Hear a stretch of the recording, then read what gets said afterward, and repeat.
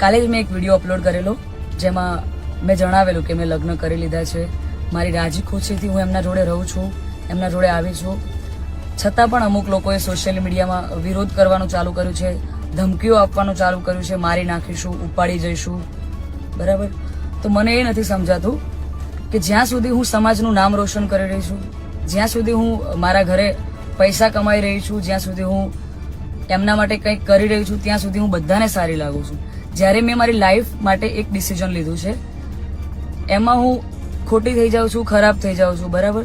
અને એને લઈને ઘણા બધા લોકોએ એવું બી મૂક્યું છે, સમાજવાળાઓ લોકોએ, કે ભાઈ અમે દીકરીઓને ઇન્સ્ટાગ્રામ, ફેસબુક બધું યુઝ કરવાનું બંધ કરાવી દઈશું. તો આ નિયમ ફક્ત દીકરીઓ માટે કેમ છે મને એ નથી સમજાતું.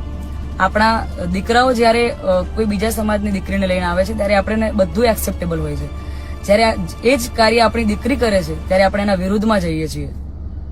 તો મને એવું લાગે છે કે અત્યારે તમે એકતા કરી રહ્યા છો, બહુ સારી વાત છે, સમાજ એકતા કરે છે, પણ તમે લડવામાં નહીં, સમજવામાં એકતા કરશો તો વધારે સારું રહેશે.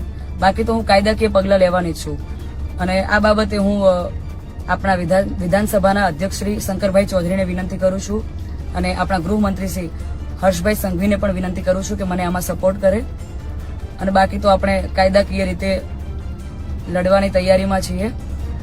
અને મારા સમાજને એક પ્રેમથી મારી આ રિક્વેસ્ટ હતી કે હું સમાજની દીકરી છું અને મેં જે કંઈ પણ પગલું લીધું છે એ મારી પર્સનલ લાઈફ છે, મારી પોતાની ચોઈસ છે. તો એના પર કોઈ સવાલ કે કોઈ કમેન્ટ્સ કરવાનો કોઈને અધિકાર નથી. જય માતાજી, જય દ્વારકાધીશ.